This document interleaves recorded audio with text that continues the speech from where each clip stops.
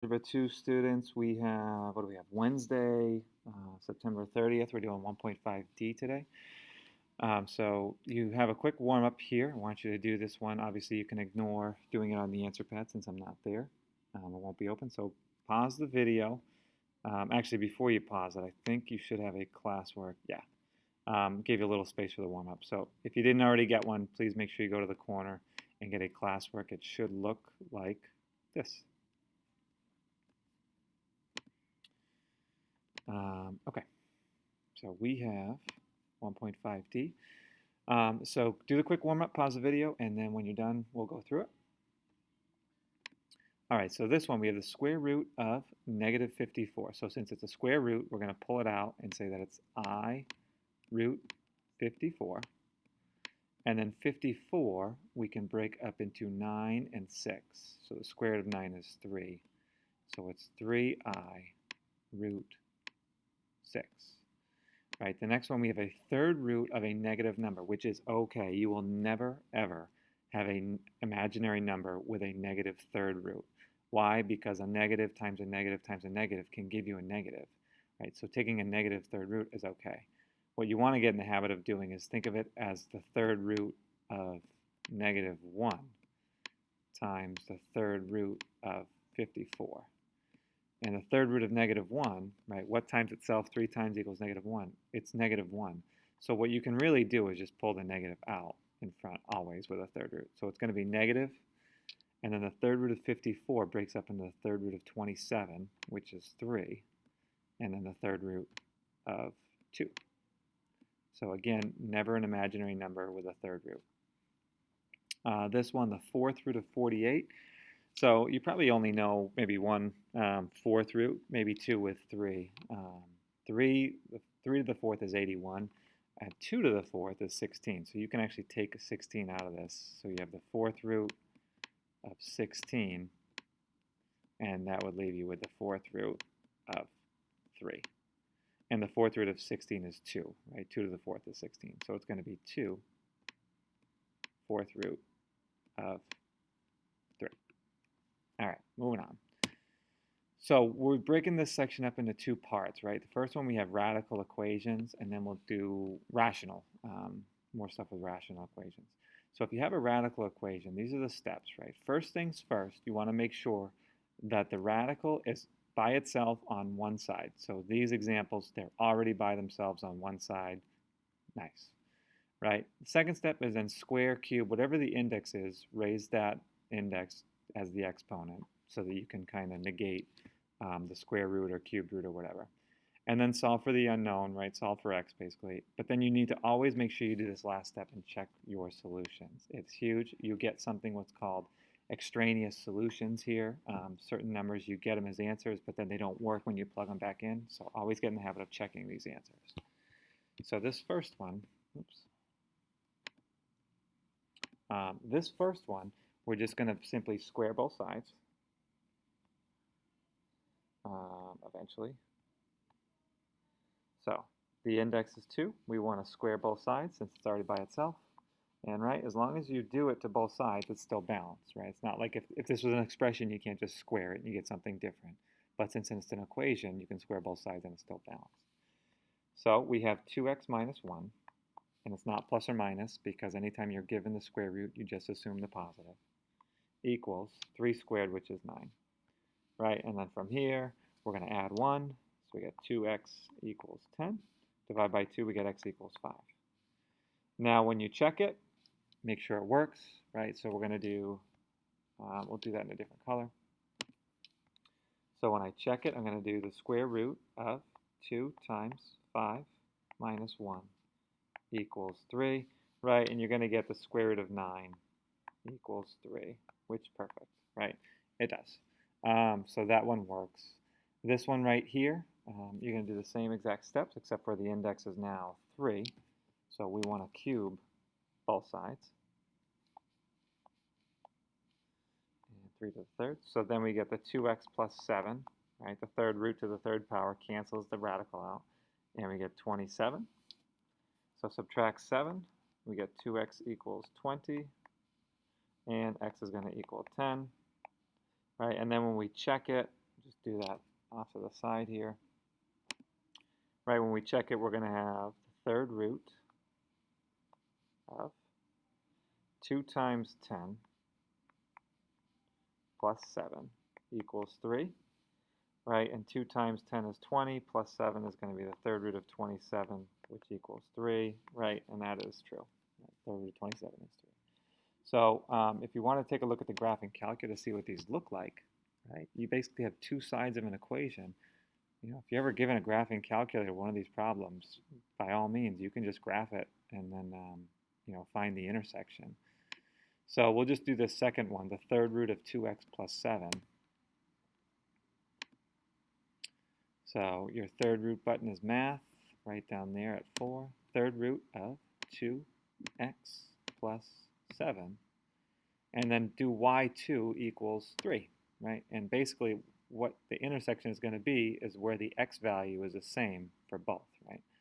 So I'm just going to adjust the window a little bit because, well, I'll go zoom 6, but it's not going to fit since the answer was x equals 10. It's barely going to hit. But you'll get your intersection right there. It is at x equals 10. And how do you find that in case you're not sure? You go second trace, intersection, and then enter, enter, enter, and you get, actually it might not do it because it's right at 10. Okay, it did. Right, you get x equals 10. So, you know, just to show you what it looked like on a calculator, that was it. Okay, so what if we have one like this where we have 2 square roots on both sides? Well, that makes life pretty easy, actually. So all you need to do is square both sides. Right, so technically, each one is isolated on their own terms. So if you just square both sides, it becomes a pretty basic algebra problem. Right, so step 1, I'm just going to say, you know, square both sides. And then you just get something like x plus 1 equals 7x plus 15. Right, not so bad of a problem. So when we do it out, x plus 1 equals 7x plus 15. 7. There we go. Plus. There we go. You know, and then we're going to get something like negative 6x equals 14. And we'll get x equals negative 7/3. Right, and that would be the answer. So that's kind of how we do that. And then obviously check it, right? So when you plug in negative 7/3, you'll get negative 7/3 plus 3/3, which would be the square root of 4/3. And then on the right side, you would get 7 times negative 7/3, which would be negative 49/3. And then 15 is the same thing as, oops, sorry, this should be negative 4/3 over here. Negative 15 is the same thing as 45/3. So we'll get negative 4/3 over here too. So we'll get the square root of negative 4/3, the square root of negative 4/3. Now you might say, well, you can't have a negative inside the radical. That's imaginary. You know, that's really not the concern here. The concern here is you have the same thing on both sides. So that just means when you plug in negative 7/3, it works for both, right? You get the same thing. That's really all you're concerned with here. Okay. So once you get, well, no, don't try this one on your own. You can if you want to. Good luck. This is about as difficult as you're going to see, but you are going to see it, you know, on the test. You'll see it on the mid-year. You'll see it throughout. So we're going to go through this one pretty slow. So you can probably tell what the problem is here, right? Step 1, if we go back to our steps, it isolate the radical. But it doesn't matter what we do here, right? This radical is not isolated. This one is, right, which is good. So if you think, okay, well, I got to get this one by itself, I'll subtract 1. Okay, good, you got this one by itself, but now you created, you know, a minus 1 over here, and now this one's not isolated. So it doesn't matter what you do, you're never going to get it completely isolated. So it turns into this really long problem of you're going to still need to square both sides. So, you know, if you can't get them isolated like this one, you're just going to have to square both sides and work through it. Now the right side is actually pretty easy, right? The right side is going to be 3 minus x.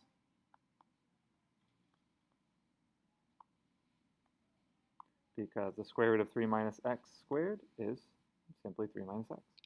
Okay. The left side, in case you might have an idea of it already, you're going to have to FOIL this, and it's going to get a little bit messy, but it's certainly doable, right? So it's going to be the square root. Oh, this is really just not working. All right, so you're going to have the square root of x plus 2 plus 1. And then you're going to have to, since it's being squared, you're going to have to FOIL it just like this, right? So that's going to be literally, this is the square root of x plus 2 plus 1 squared, right? You wrote it twice, it's squared. So now we get to the fun part where we FOIL. It's actually not as bad as you might think. The square root of x plus 2 times the square root of x plus 2 is just x plus 2. So that's the first one, okay? You actually don't really need the parenthesis here. I don't know why I put it in there. The square root of x plus 2 times 1 is just the square root of x plus 2. Right? Anything times 1 is itself. Now I get to here, so I just did that one over there. Now I'm going to go 1 times the square root of x plus 2, which again, 1 times anything is itself. So you get just square root of x plus 2 again. And then that last one is 1 times 1, which is 1. And then over here I still have 3 minus x. Okay, so we're going to try and see if we can combine any like terms here, and we can, right? We're going to have x, that's the only x that's by itself outside the radical, so we did that one. I'll do these two first. These are technically like terms, right? It's 1 square root of x plus 2 plus 1 square root of x plus 2. So when you add those two together, you get 2 square root of x plus 2.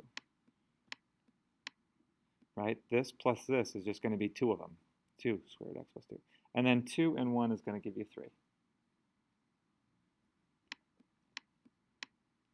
And that's going to be equal to 3 minus x. Right? So we can start to combine some like terms here. If I subtract x from both sides, right, I'll get rid of this x and I'll create a negative 2x. So that's what I'll do next. And then actually, I'll do it in one step. You can also subtract 3, so these are actually just going to cancel out, which kind of works out for us. So what's left is going to be 2 root x plus 2. And I subtracted 3, so these canceled. And I subtracted x, so negative x minus x is actually negative 2x. Right? So again, what are we trying to do here? If we go back to the steps, we're trying to isolate the radical. Right? We couldn't do it at first, so we squared both. And right now we're close, right? All we need to do is divide off this 2. So if I divide both sides by 2, I isolated the radical. So I get the square root of x plus 2 equals, those cancel, negative x, right? And so what I've done is I'm not done, but what I've been able to do is isolate the radical. So now that the radical is isolated, we're back to step 1, where we square both sides, or raise both sides to the index, but here it's squared. So I have now the square root of x plus 2 squared, which is just x plus 2, equals negative x times negative x is x squared. And at this point, we have a parabola almost, right? It's x squared, and then an x, and then a 2. So what we want to do is get everything to one side and make it equal to 0 so that we can solve it by factoring, which you guys should be hopefully pretty comfortable doing. Right? It's x squared. I subtracted x from both sides, so it's a minus x. I subtracted 2 from both sides to get to 0, so it's minus 2. And then you kind of just ask yourself, okay, well, what two numbers multiply to negative 2 and add to 1? And that's where we're going to keep going. And I'm going to get 0 equals, right? And the two numbers that multiply to negative 2 and add to negative 1 is going to be minus 2 or negative 2 and positive 1. So we factored it. So I have x minus 2, x plus 1 is the same thing as this, right? It's just factored.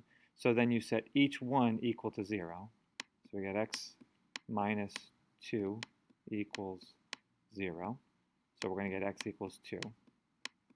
And then we're going to go x plus 1 equals 0.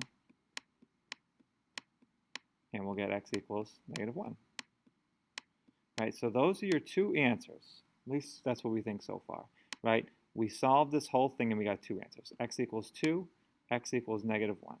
Now that last step said we need to plug it back in. So if I plug in -1, I'm going to get -1 plus 2, which is 1. The square root of 1 is 1. And then 1 plus 1 is going to be 2. So I'm going to get 2 on the left side. I'm looking for 2 on the right side. 3 minus -1 is 3 plus 1, which is 4. The square root of 4 is 2. Right? So that's good. Whoops. Square root of 4 is not 4. It's 2.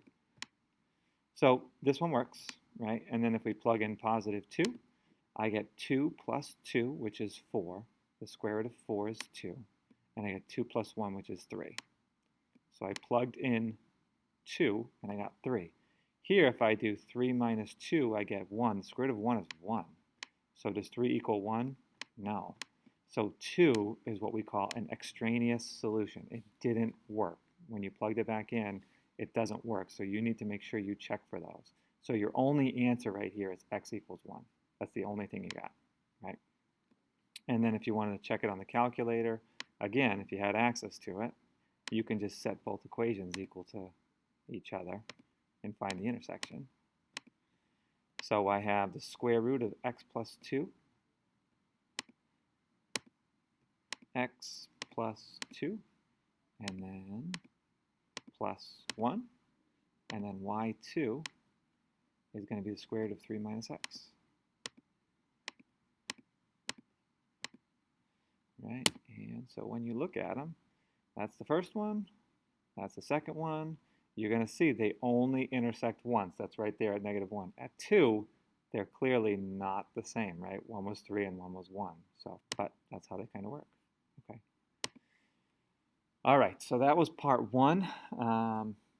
We're going to go on to part 2 now, all in one day, I know. So rational exponents were pretty much the same steps, right? You can rewrite all of these things as rationals, index denominator, those types of things. But, you know, we can solve these as rationals all by themselves first. So step 1, isolate the base. Same exact step. So whatever the base is, you're going to isolate it. Just like whatever was underneath the radical, you're going to isolate it. Step 2, raise both sides to the reciprocal power, right? And we'll get into why, but basically when you solve like something like x equals 5, that's like x to the first equals 5. So when you say x equals something, it's always an exponent of 1. So when you use reciprocals, you'll create that 1. Steps 3 and 4 exactly the same. Solve for the unknown, solve for the variable, and then check for extraneous solutions. So let's give you an example. 5x to the 2/3. What's the base? The base is x, right? It is not 5x, it is just x. 5 has its own exponent, it's 1. Now if you put this in parentheses, different story. Now the base is 5 because they both, the base is 5x because they're both being raised to the 2/3. But here, the base is only x, and that's a common mistake you guys will make, so try and make sure you make a note of that. So the base is x only, so all we're going to do is divide off this 5 first so that we can just work with the base, right? Step 1, isolate the base. So if we do that, we get x to the 2/3 equals 125 divided by 5, you're going to get 25. Now, step 2 said something about using a reciprocal, right? Raise both sides to the reciprocal power, right? So that's what you want to do, right? You don't want to solve x to the 2/3. That doesn't really give you an idea of what x is by itself. But if you raise 2/3 to the 3/2, remember your exponent properties, right? You multiply these exponents, power to a power. So the 3 cancels, and the 2 cancels, and you're left with just x to the first, which is what you want, right? But if you do it to one side, you have to do it to both. So we're going to raise this one to the 3/2. So we get x by itself here, and then 25 to the 3/2. You can rewrite it if you want to. It's the same thing as the square root of 25, all raised to the 3rd power. And the square root of 25 is 5, and 5 to the 3rd is 125. Again, you don't have to worry. Just for this section, if you're doing the square root, it's good to do plus and minus. But for these ones, if you just give the positive, that's totally fine. I'm okay with that. All right, so now we have a few more. So on your own, I want you to try this one using those same steps and then check back in or replay the video when you're done. All right, so for this one, you divided by 4, and then you should have raised both sides to the 2/3 power. Whoops. And you should have gotten something like x equals 9. Hopefully that was the answer. I forgot to in the last slide, but again, you want to keep making sure that you plug these answers in to make sure that they work. So if you did 9 to the 3/2, right, we have 4 times 9 to the 3/2. And make sure that equals 108. Right, 9 to the 3/2 is going to be the square root of 9 to the 3rd, which is going to be 3 to the 3rd, which is 27. So you're going to get 4 times 27, which, yes, that is equal to 108. So there are no extraneous solutions here. That's it. If you did get one where you only had one answer, or you got two answers and nothing works when you plug them back in, you just say there's no answer, no solution. Okay, so this one is a little bit different. We have a different looking base. So right here, the base is x plus 2, right? The whole thing is the base. So what you need to do is isolate that base. So first step is you're going to add 1, so that you have x plus 2 to the 3/4. There we go. To the 3/4 equals 8, right?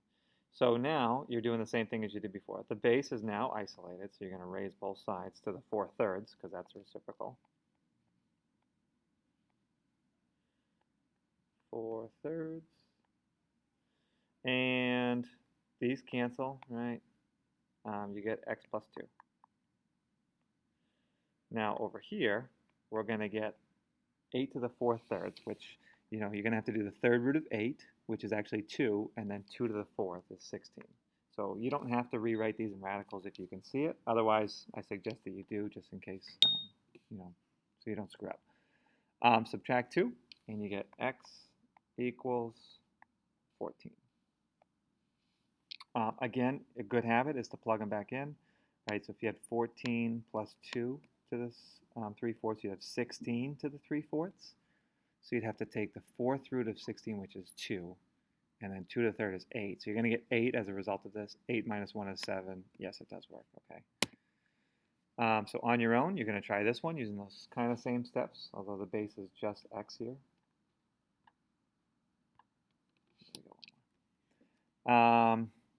Okay, so for this one, you should have gotten x equals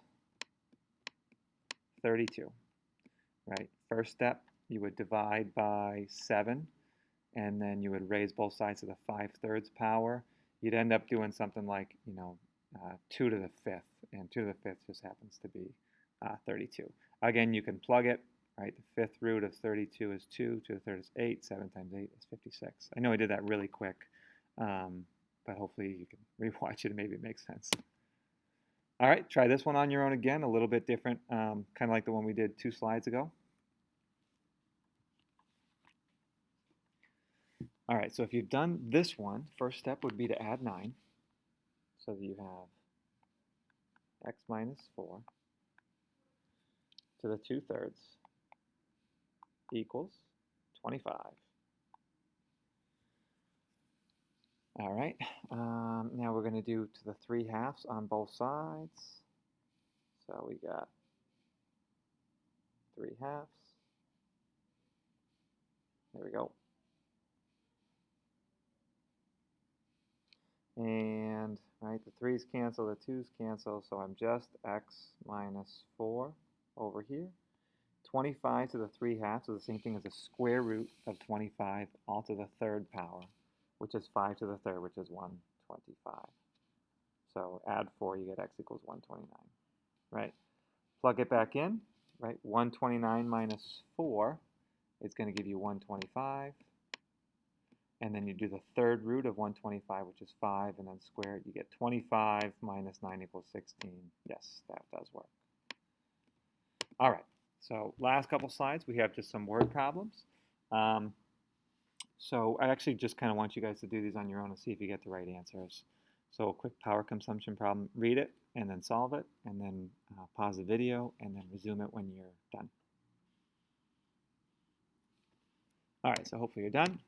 You should have gotten 3,600 watts. It's actually not so bad of a problem, I don't think, as long as I did it right. But R is 25, so literally just plug in 25.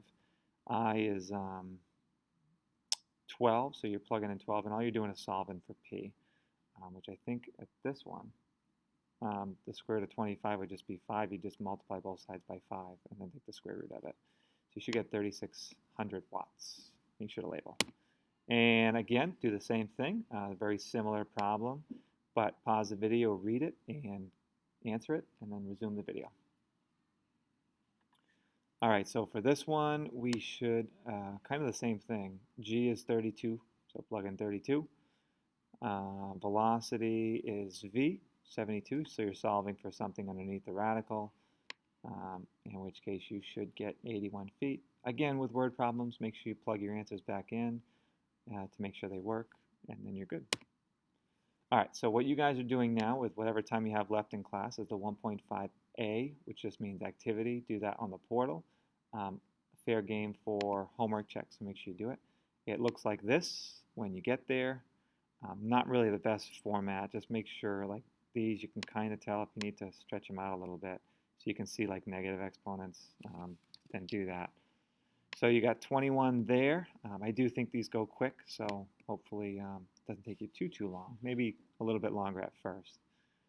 And then from there, your homework is just going to be, I think that's posted on Schoology as well. Let me see if I go in here. So 1.5D, classwork, homework. Oh yeah, it's on the homework page. Your homework tonight is page 456, 3 through 45, multiples of 3. So you go 3, 6, 9, 12, 15, all the way to 45. And that is all.